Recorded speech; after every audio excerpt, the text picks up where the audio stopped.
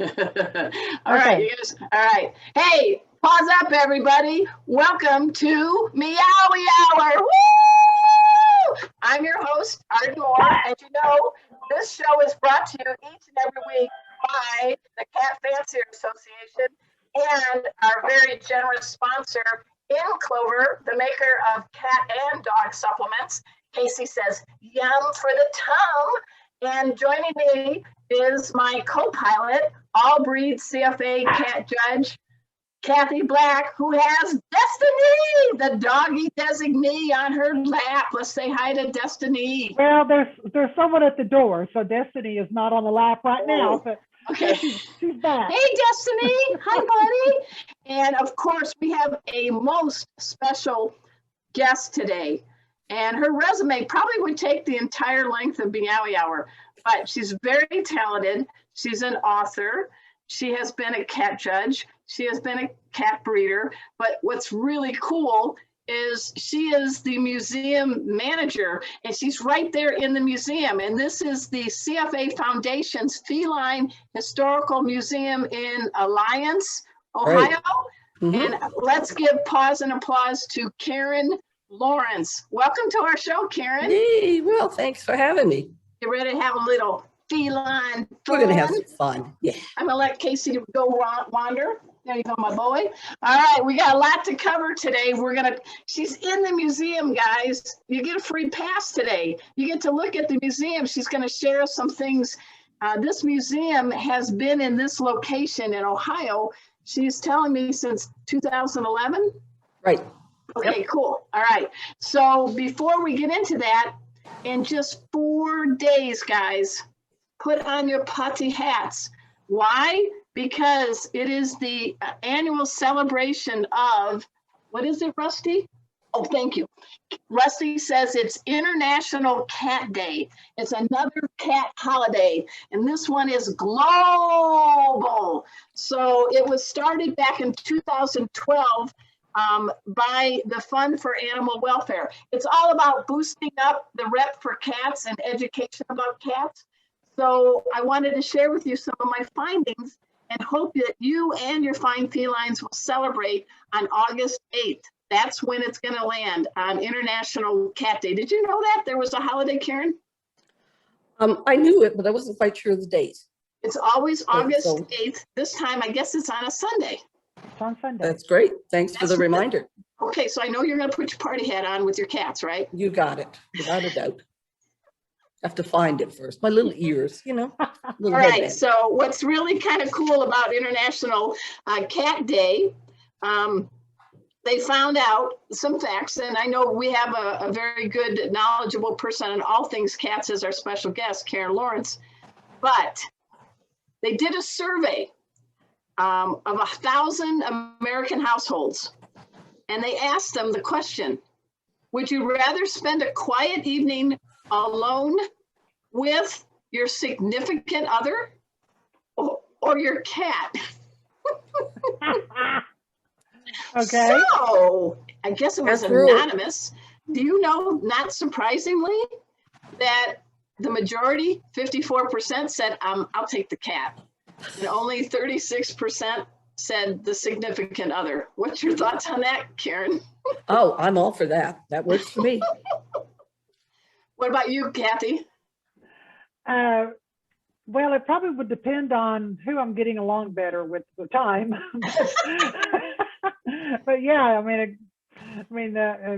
yeah, I can see where 54% would say they take the animal over their significant other. And they found out, because cats are the most popular pet, sorry doggies, in the world in homes, they said that at least 44% of homes have a cat, at least one. And I love this. I think the number is going to get higher, the percentage, but at least 25% of people say that their cat is their best friend. You know, they don't blab, right? You can tell little secrets, and exactly. They don't share. They don't gossip. Cats are not gossip, right? I like that. Well, as you know, in history, and we're going to get into more with the museum that we have here with Karen Lawrence, But we have been hanging out with cats, guys, for over 9,500 years. None of us were born back then. I know I just got my Medicare card, but it isn't 9,500 years old, thank goodness. But because of that, they found out that in 2002, did you guys know this? There were some French archaeologists. They discovered a cat grave in Cyprus that they believe is 9,500 years old. Well, you know that they used to shave off their eyebrows in mourning. If they'd lose a cat, because cats don't have eyebrows. So that was a common practice way back when. So what happens if you lost 3 cats? You still not have eyebrows. Okay, well, they also pointed out that in 1963, that's when the first cat went into space. Felicete, the Astro cat, sorry, it was Russia that brought the cat up. A lot of countries all over the world celebrate International Cat Day. I think there's a good reason, because they do our bodies and our minds good. I mean, there's been studies about how they lower blood pressure, how they, the purr helps you deal with cholesterol. And just to give you a little chemistry thing, one of my favorite things, I have this little thing so I can always remember. There are 3 hormones in your body's brain that you can thank your cat for making them operate at wonderful capacity. The first is oxytocin. Now, I'm not talking about that pain relief thing. I'm talking about oxytocin. It's called the cuddle hormone. Did you guys know that? Mm-hmm. Live and learn. Yeah. Dopamine. That's the happy, motivating hormone. And finally, serotonin.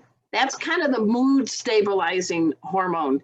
So when you're playing, when you're petting, when you're grooming your cats, everybody, the brain releases oxytocin, dopamine, and serotonin. Don't I sound smart? You do. Surprise! But lowering stress, lowering blood pressure, lowering cholesterol, dealing with depression, boosting your immune system, and strengthening your bond. Thank your cat. Or 2. Well, or how you many? know, cats are worshipped around the world, and Right. there's good reasons why, because they make you feel good, like all those chemicals you were talking about. Many years ago, I got to visit what they claim to be the world's largest cat museum Wow. in Kuching, Malaysia. I And see you. Let's put the arrow on your face. Come on. I'm right here. John Webster. I can't remember who that. Can't remember who some of these others are. This is Vicki and I. Anyway, they call this the Cat Museum. They claim it is the largest, but our museum that we have in central office is the 2nd largest. And so cats are worshipped around the world. I love this. I love how you guys pose for this. Now, Karen, you've also been to this museum in Malaysia, right? I've been several times, yeah. So tell me what's it like, because I don't think I'm going to get there today. It covers the entire ground floor of the city hall in Kuching. Wow. So they have love a their ton of cats space. there, huh? I don't remember seeing any live cats there, but there were tons of No, I'm just saying they statues love them enough to have a museum that big. Well, it's the cat city. That's what Kuching means. I It's didn't the know cat that. city.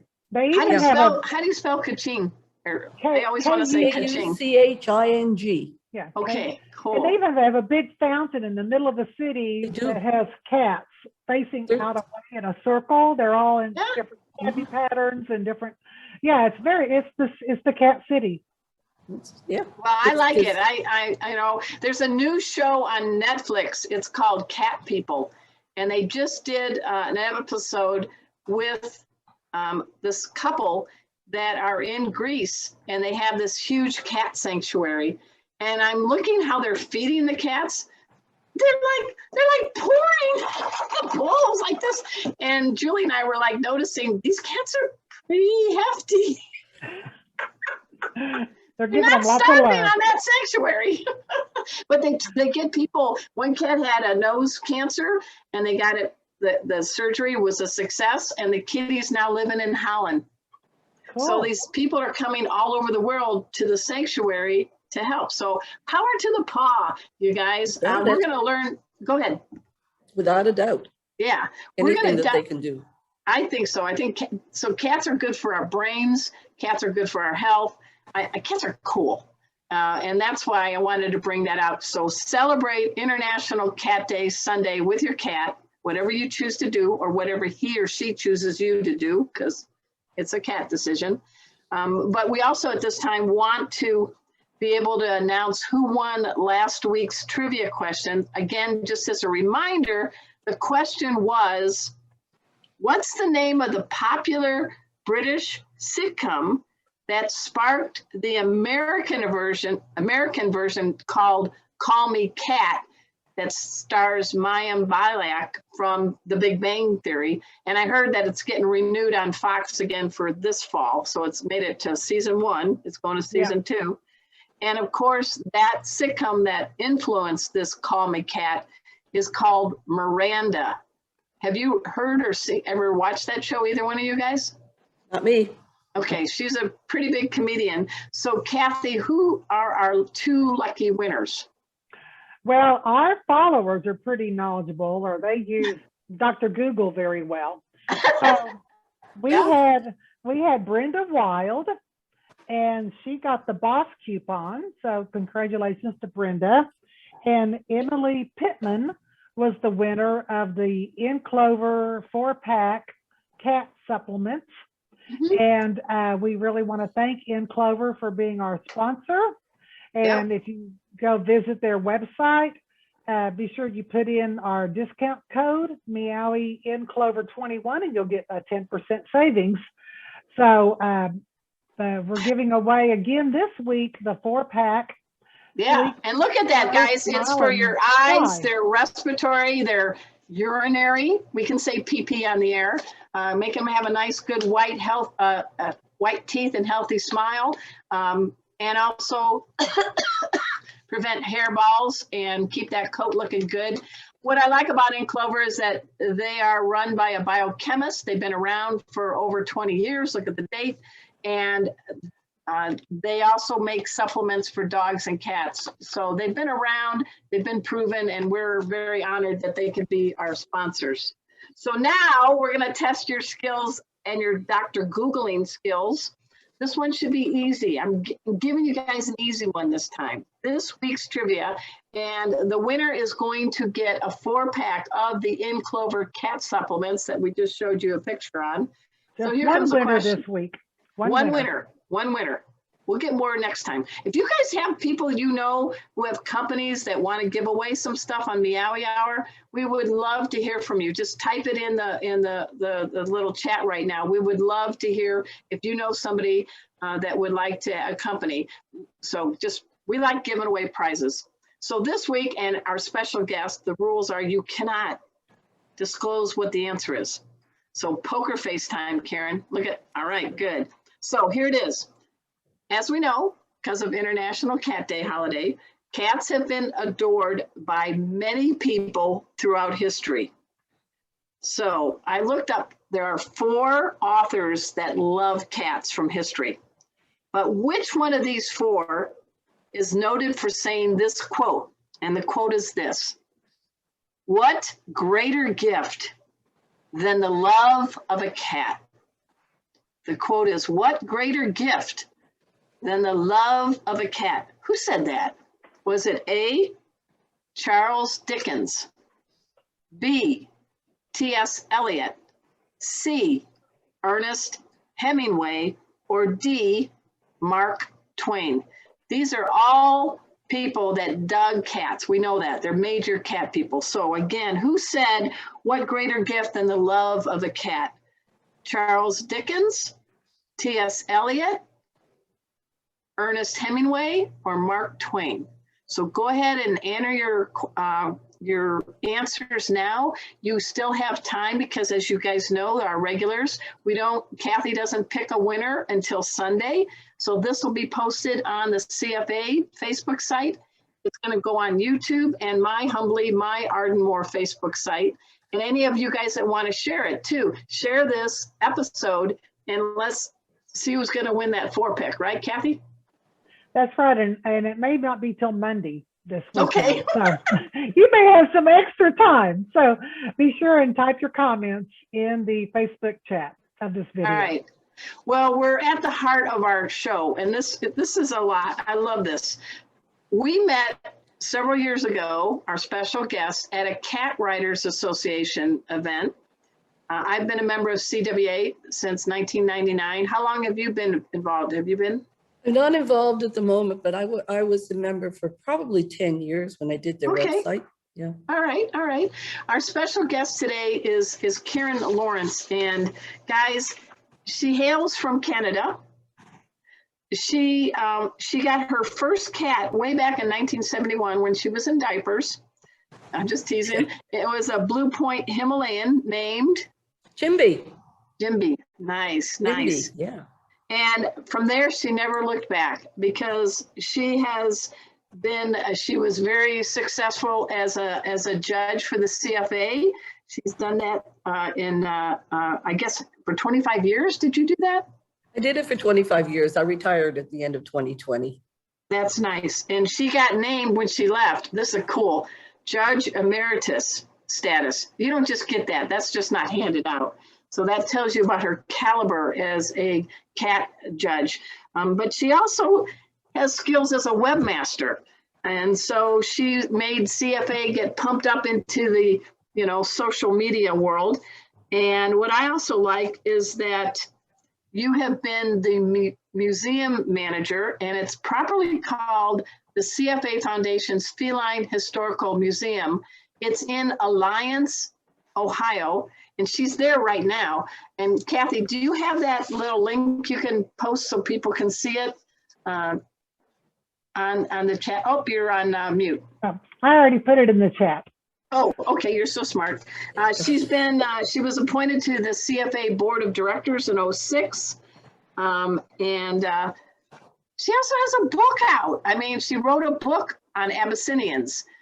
Am I forgetting? You're not a licensed bartender like I am, are you, Karen? No, I'm not. No, Okay. I will pass on the bartending bit. But it is with great honor and great pleasure, everybody, to welcome onto Meowy Hour the manager of the museum, the one and only Karen Lawrence. So thank you so much for being on the show, Karen. Well, thank you for inviting us to come. It's always a pleasure to show the museum off to everybody.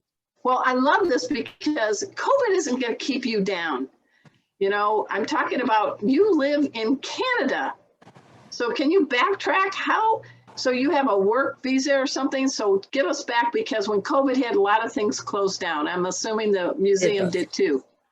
We did. We closed in March of 2020. We closed for 3 months, and I went home to Canada. I came back again, and then it got really bad in Ohio, so we shut down for 6 months. Wow. And so I when went you back go to back Canada and forth across the border, forth. that's not an easy feat, is it?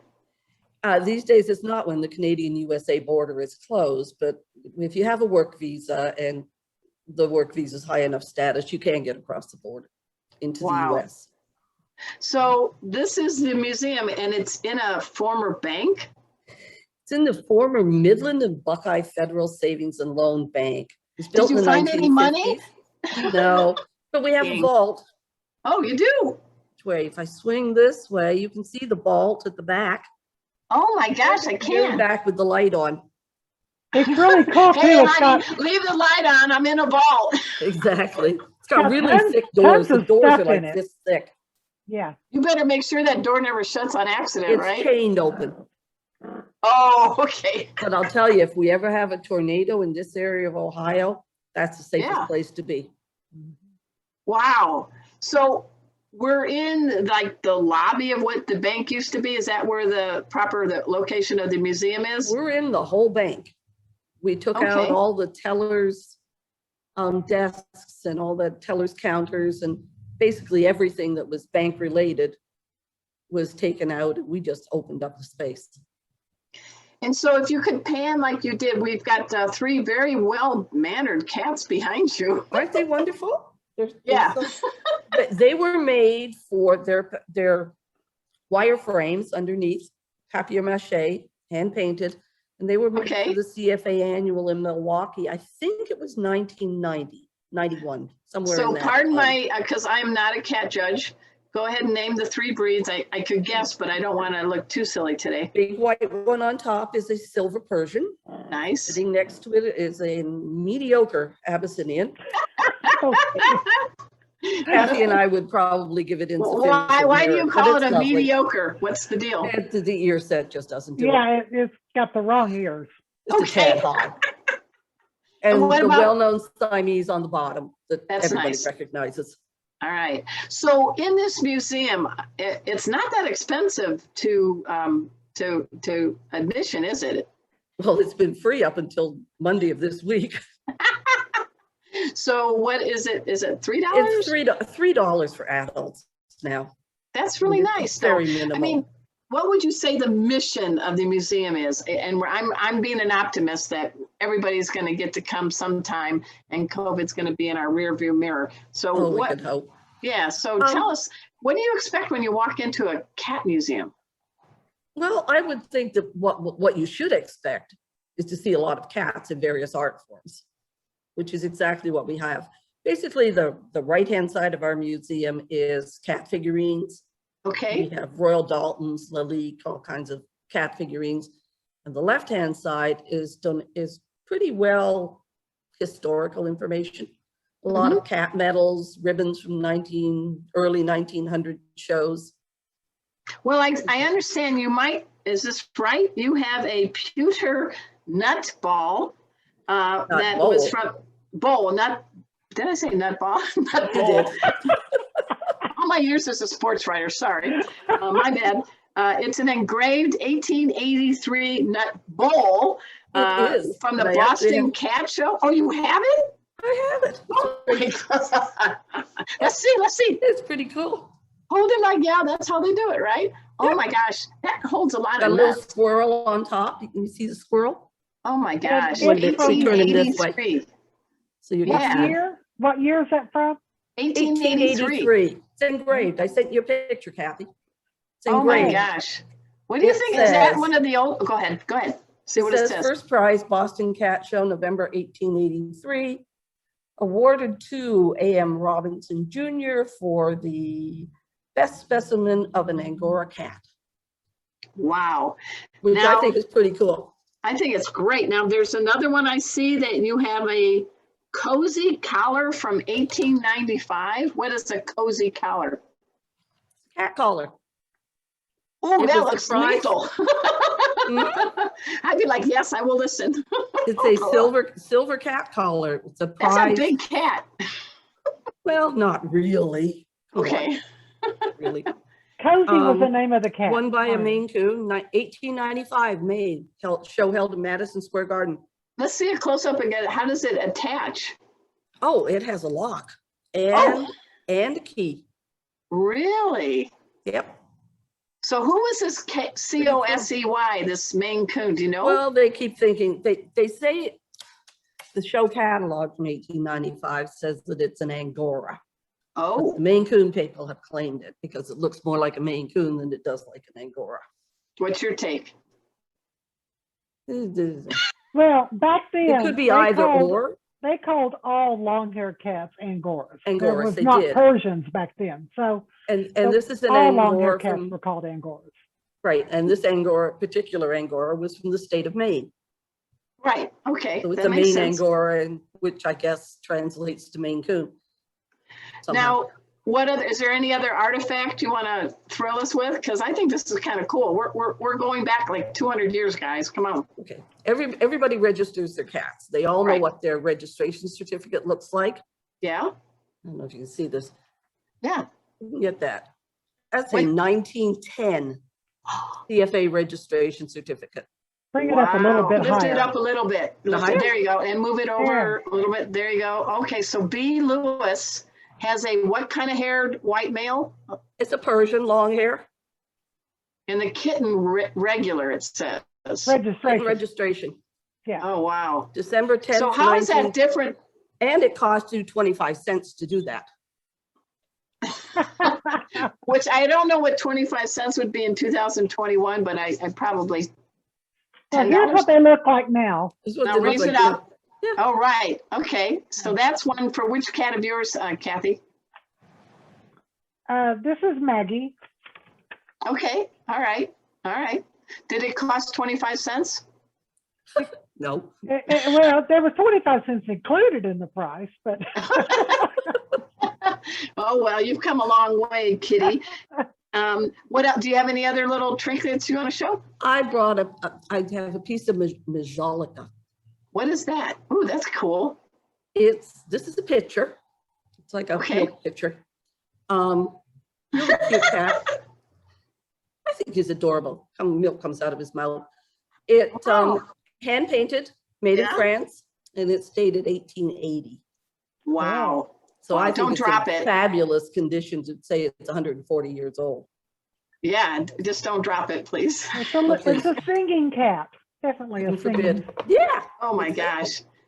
So I those mean, are- What those are would just you a think's few. the oldest thing you have, Karen? The oldest thing I have Yeah.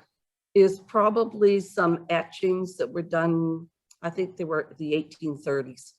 Okay. Wow. Wow. There's something that Von Barber found when he was working with the foundation back in the early 90s. And almost he found everything them and is bought them and donated. donated them. Yeah, almost Oh, everything's that's nice. donated to the museum, right? Mhm. You're not Pretty well everything's donated. Now that pewter nut bowl we bought, okay. somebody found it and offered it to us and we like jumped at it. That's really cool. Well, I do want to, if you don't mind, we should give a little homage to the folks of the CFA Foundation. I guess, and hopefully I've got all their names that helped establish the Cat Fancier Association's board. And I'm talking about Vaughn Barber, Don Williams, our good friend, late great Michael Brim, Tom Dent, and Cy Howard, correct? They Correct. did this in 1990. And then this museum wasn't here originally, it was where? We basically didn't have a museum. They had some items on display in the library at Central Office when it was in New Jersey, Okay, but most of it was just in storage. wow. We collected, things were donated, but they went into storage. So you're giving these artifacts and other things another life, because cats have 9 lives, right? We're making them available for everybody who wants to see them. So any idea, what's been some of the coolest things, responses from people, either kids or older people when they come in here? Because I don't know, I think it would be real, I'd just be like absorbed. I don't know where I would even start. Where would you start when you walk in? What do you recommend? Most people start, there's a display at the front door about, we call it from fancy cats to cat fancy. Okay, Basically the history of the cat fancy from when it first started in England, working through all the registering bodies and going on to the development and CFA. all right, so that's a good start. And do you get all kinds of ages? You don't know that, what's the youngest or oldest you can recollect? We get all ages, Yeah. from babies coming in strollers to their grandparents.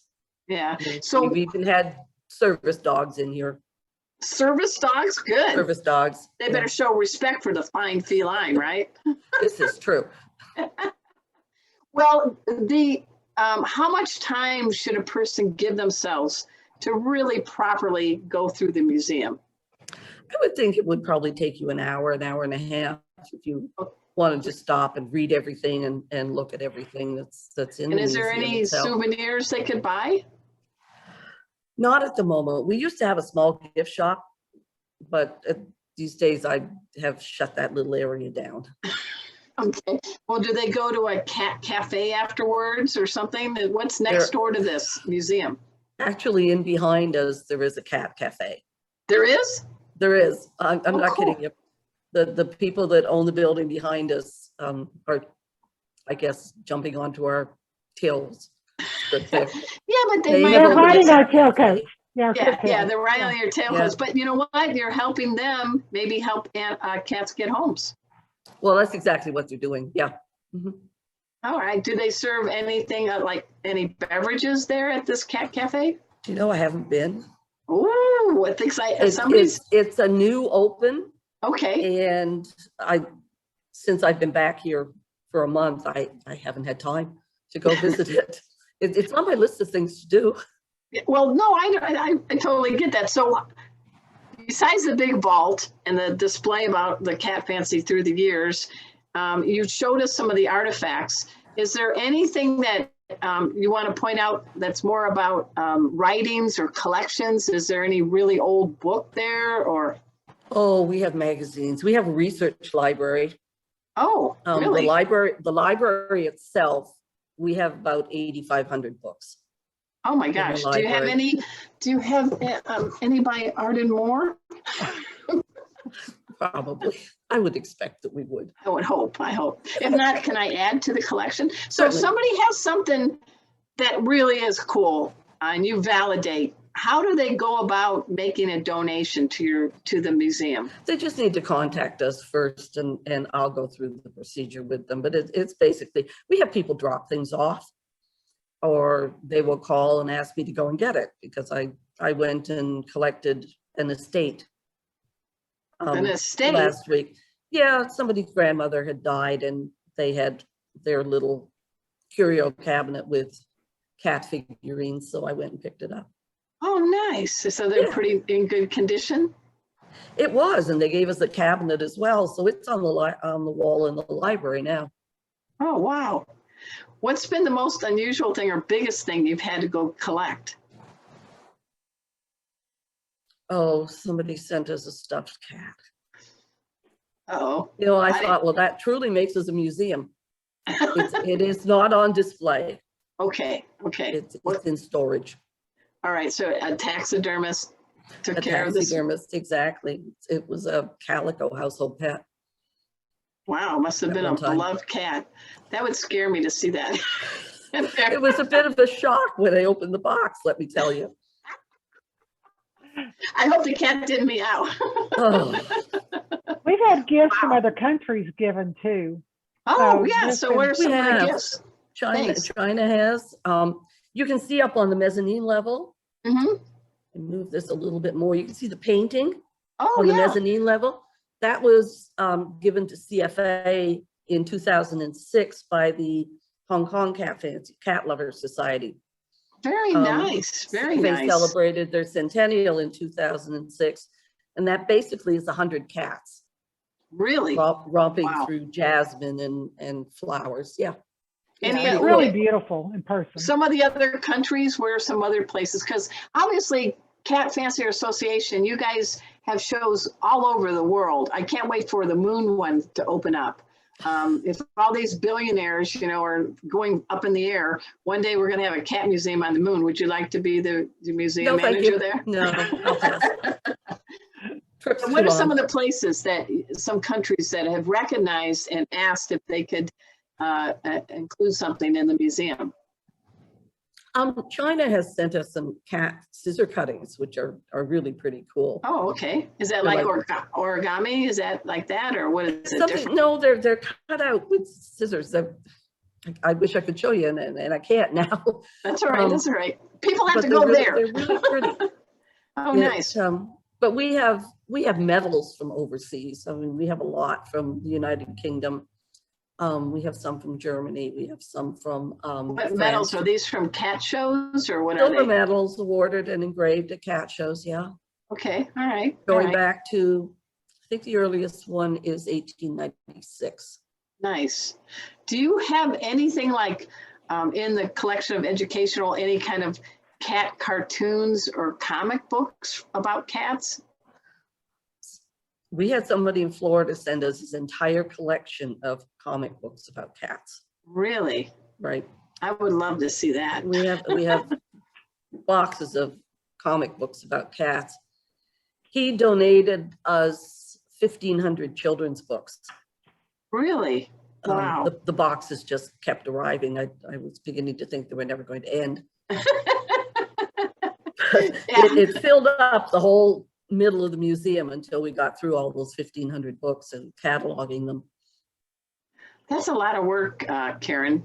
It Now, is. speaking of a lot of work, Karen had a project, you know, back in the old days before there were computers, everything was kept on index cards that were Oh, you're kidding.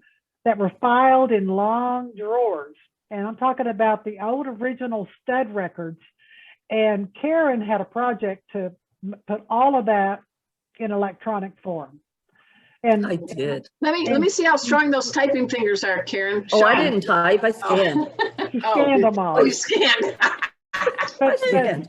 you know, CFA's been around since 1907, right? So, Oh, 06, I thought. 06, I 06. mean, yeah. So there was some really old, these are cats that They were were used in stud records. The Yeah. registration records that started back, that they used back in the 1950s, the early 50s. Wow.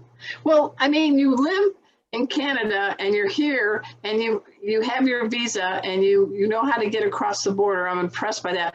What is the biggest thing, joy, whatever, do you have being in charge of the museum? Because I think that's kind of a cool gig. I like the research bit. Mhm. I like tying it all together. Or I like somebody, like, I was searching on eBay one day and I found a painting, Okay. which I thought was absolutely adorable. It was a charcoal of a Persian, and I just had to have it. Okay. So I bought it.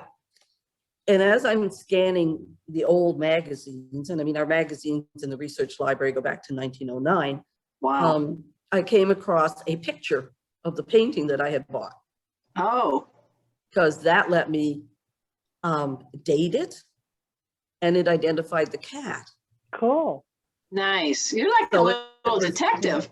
So we could date it back to 1909. Very nice. Very nice. And I like tying stuff like that together. I know one thing, Kathy, you and I will agree. I've never taken Karen on in cat history trivia. Can you be on my team if we play cat history trivia? Why not? So do you do anything special over the holidays? Is there any kind of special exhibit for like Christmas or any other? We do at Christmas. I've been known to have as many as, I think we had 6 Christmas trees set up here, all with cat ornaments on them, all donated. Nice. Some of them probably very old. Some of them are very old. Some of them are definitely antiques, without a doubt. A lot of the glass blown ones. Ooh, I you know had what I'm somebody thinking in- of?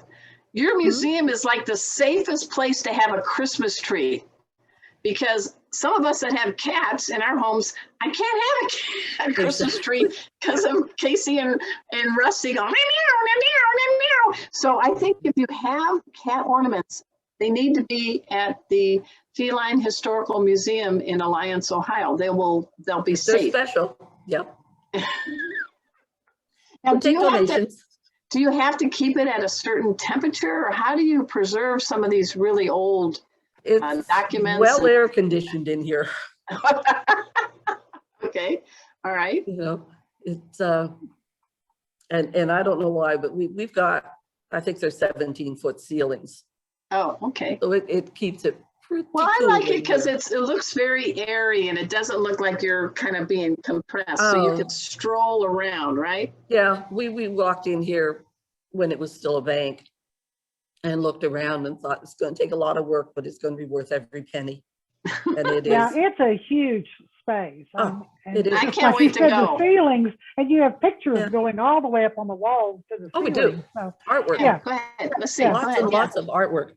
Nice, Yeah. nice. Hey, any of you readers, any of you viewers, have you type in if you've been to this museum or you plan to? we've had Because- some people comment they've been there and they loved it. All right. Yeah. Do any of you guys have any questions? Because this lady knows everything about cat history, really. So I don't want to put the pressure on you, Karen. Oh, But what I thanks. did want to ask you is, how did you get involved with cats? I mean, back in 1971, you had a little a Himalayan. Tell me, rewind that tape. What is it about cats and how you got into this whole cat fancy? Husband came with one. Your husband came with one? He came with it. He and his mother had been breeding Himalayans.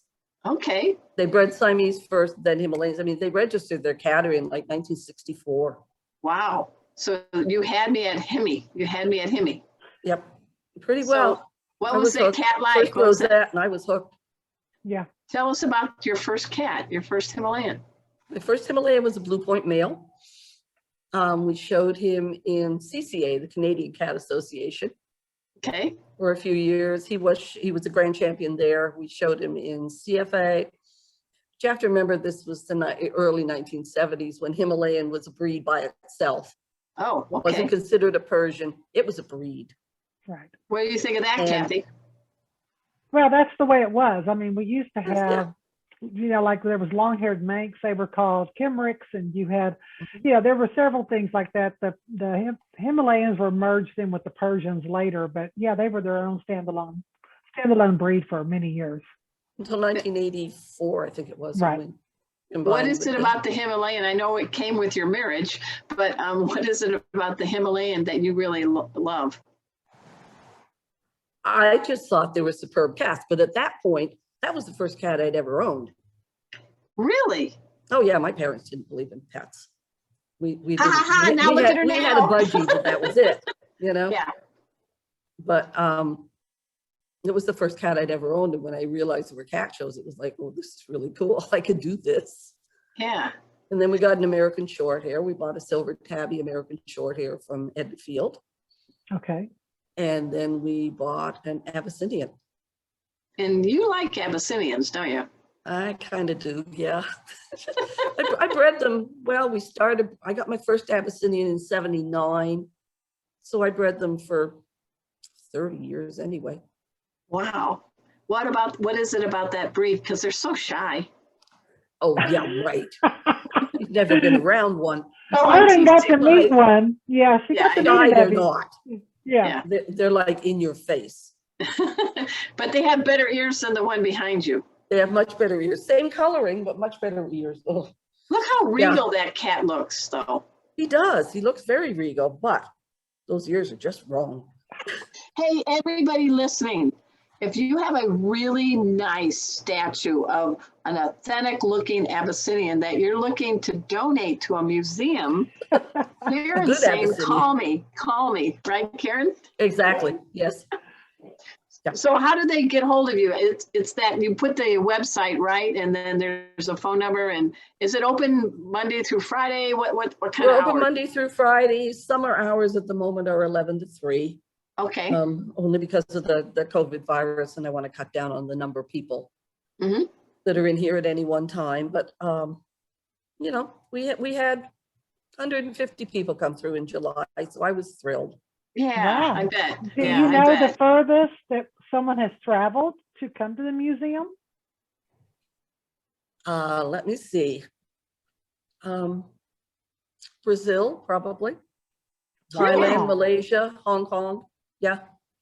That's kind of cool. I That just is think it's a cool. little gem that needs to have more people know about, because cats deserve to have a museum.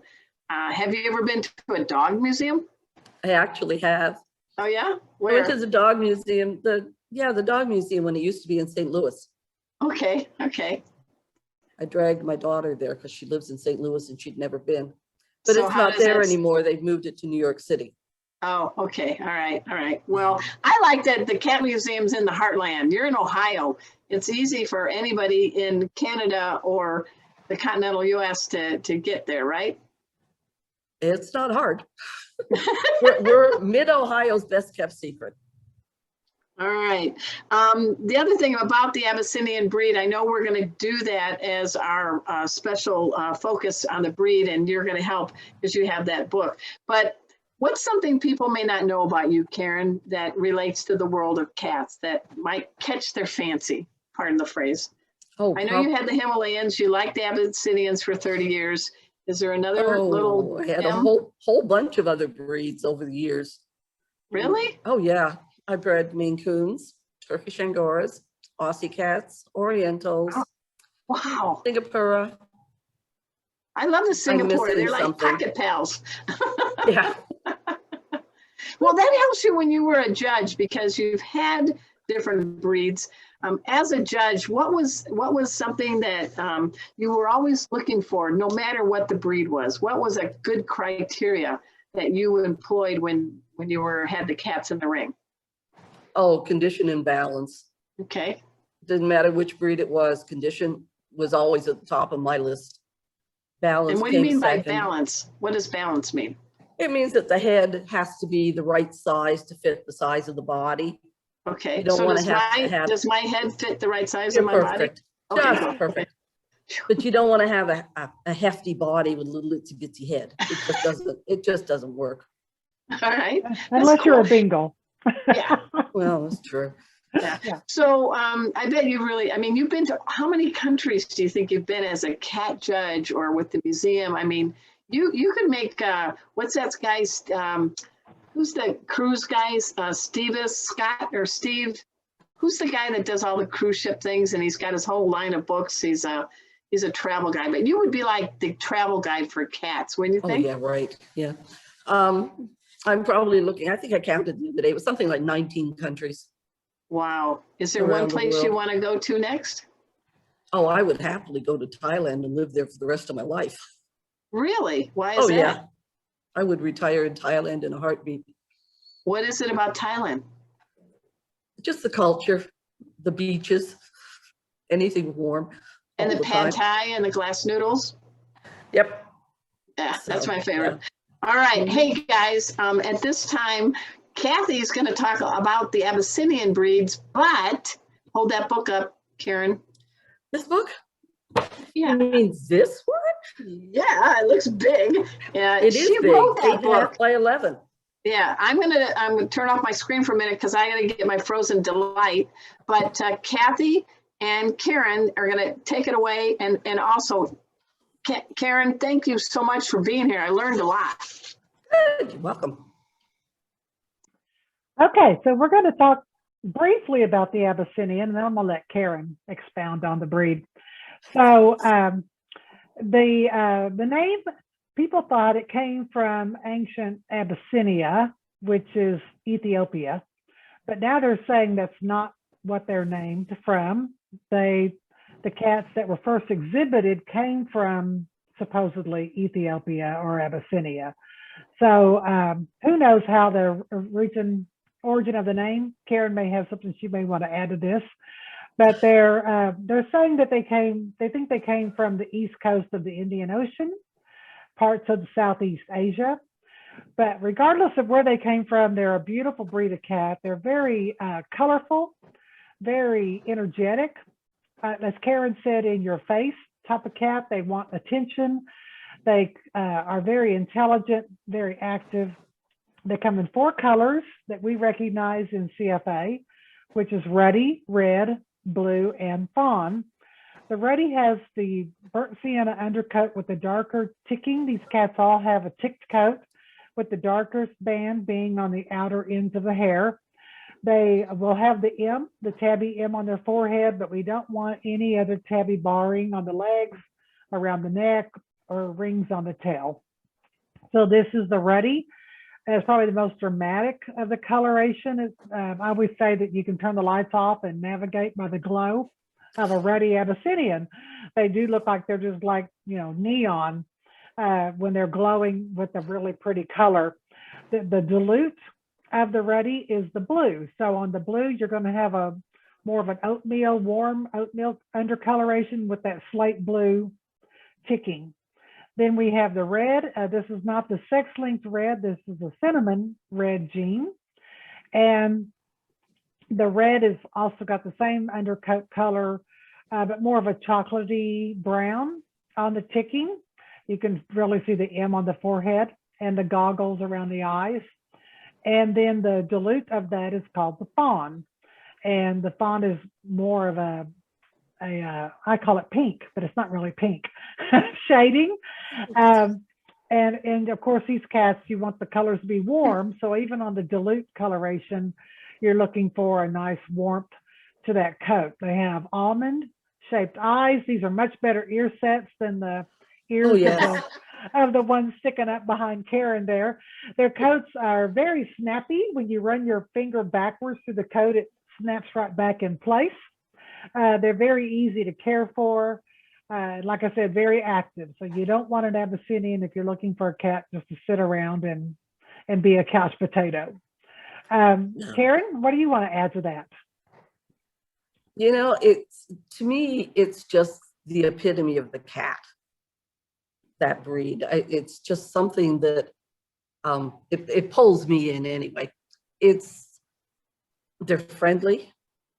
I mean, if you want something that's going to be your companion, you can't do better than an Abyssinian. Wow. They are just superb. Your ruddy and your red are basically the same color except for the ticking. Mhm. On your ruddy, it's black, and on your red or cinnamon, it's brown. But other than that, I just, those little faces with the paint by number faces, you know, they just remind me of a paint by number. and they've got such history. You're talking to an ex-Somali book. breeder, so my first Somali Exactly. I ever saw, I was just as drawn to Right. that look, that dramatic look, and I'm like, I got to have one of those. And Right. and The that's what Somali Abby's, being the long hair Abyssinian. yeah, and that's what Abby's and Somalis will do to you. They're very captivating in their faces and in their personality. And they're too smart for their own good. Casey has a question. I have a question. Yes. I have a question.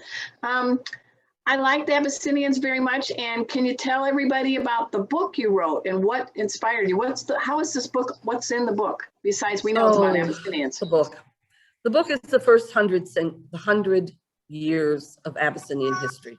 Really? Basically, it starts from the first Abyssinian, a cat named Zula, that was supposedly imported from Ethiopia into England.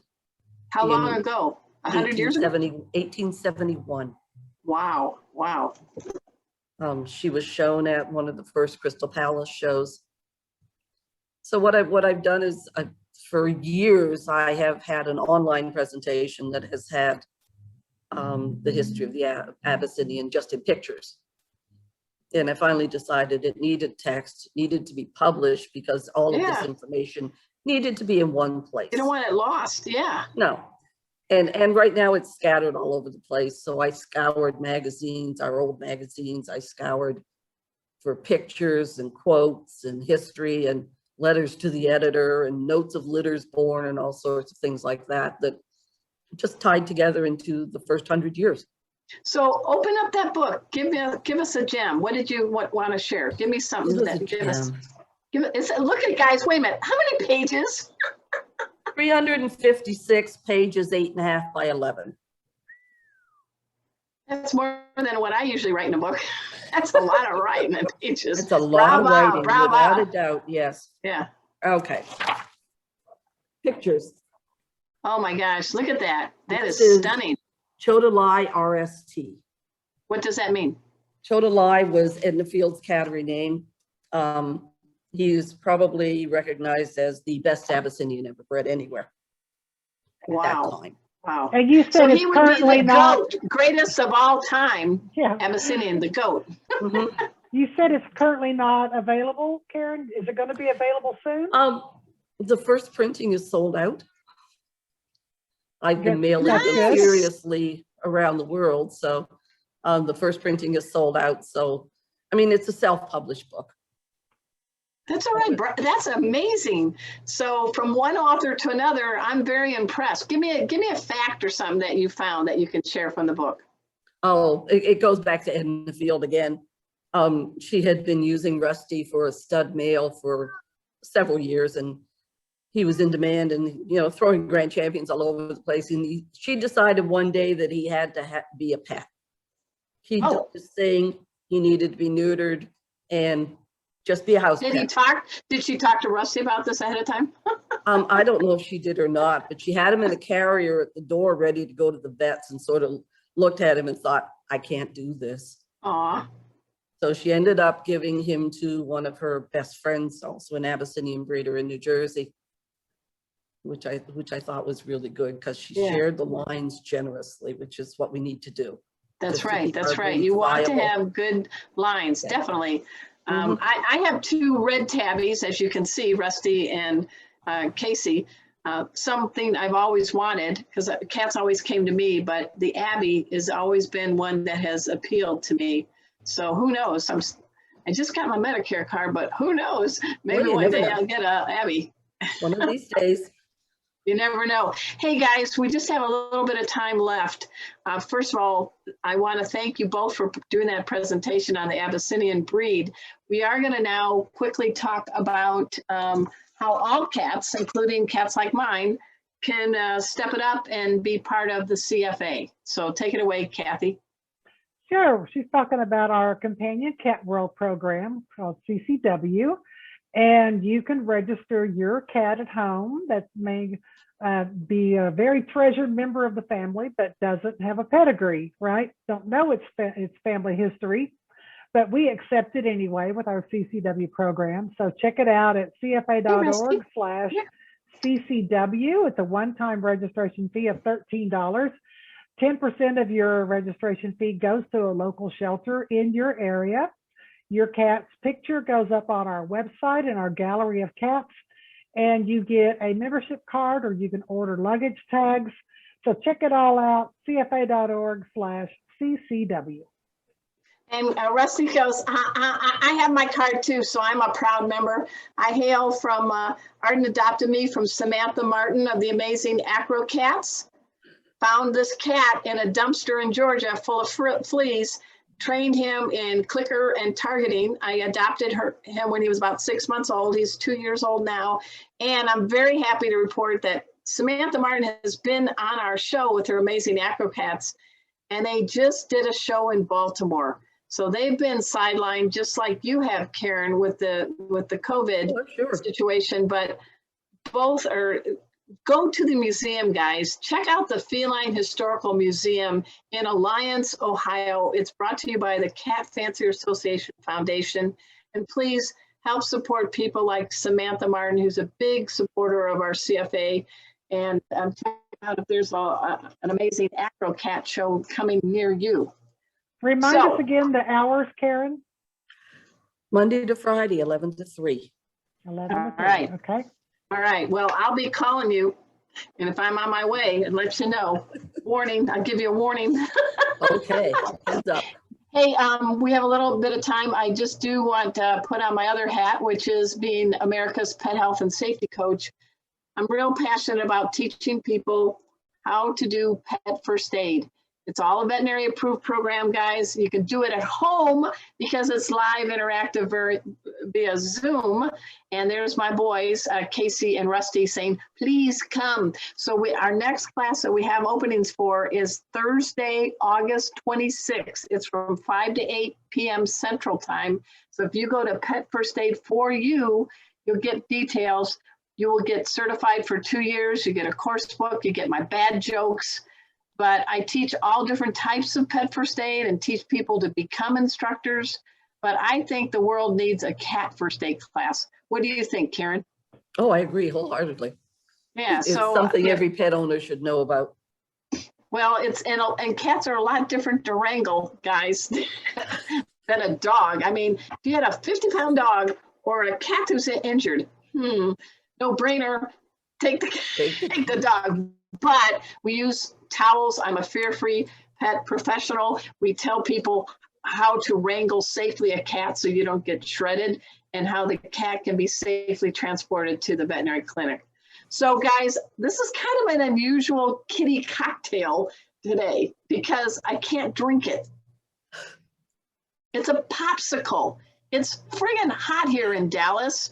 And so in honor of the weather, in honor of cats, I came up with the Moscow Mew popsicle, and it's really easy to make. And shout out to All Breeds CFA judge Teresa Kiger, who's also the editor of Cat Talk. She creates these graphics each and every week. Thanks, Teresa. But again, this is taking the dog days of summer and countering with this cool cat chiller. So look what I did, guys. Check out my themed, whoops, they're dripping, my cat theme. So it's got a cat face and a cat paw. And I think I'll try the kitty one. I'm making a big mess on my desk, but the cats are not going to come here because it's limeade. It doesn't have any like whipped cream. What do you think? So cute. But I pretend this is like an Abyssinian ear. Well, it used to be. Or did I just neuter and what is it? Trap, neuter, and Yeah, you just TNR'd it. but it's really easy to make, guys. All you need is some vodka. You need good old Minute Maid limeade. You need some ginger beer. Of course, I'm a chick. I did the diet. Some juice from a lime. And you stir it all up. And you gently pour it in your favorite popsicle mold. Put it in the freezer. Let it sit overnight. It's dripping. Look at this. Here it goes. Yeah, you're making a mess. I don't care. So And with it's the alcohol, cool and refreshing. does it freeze hard with It the makes it alcohol? slushy. No, Oh, it makes it slushy, so Slushy. you don't break a tooth and have to go to the dentist. So Excellent. at this time, whether you're having a popsicle or a drink, let us all raise something and let us toast to all cats, purebreds, and kitties like mine, who we don't know their backgrounds are, and historical cats like what's happening at the museum with Karen Lawrence, and let us toast to all cats for making us better humans. Cheers, You got kitties. Here goes the Cheers. other ear. Or lick or bite? There goes the other ear. And next week, we have the amazing veterinarian, Dr. Gary Weitzman. He runs the San Diego Humane Society, where I adopted Casey from. He's written a number of books for National Geographic on cats and dogs, and he's a cool dude. He is our guest next week. So I want to make sure we thank our special guest, Karen Lawrence, charge of the museum. Thank you, Karen. I hope you had Thanks for fun. having me.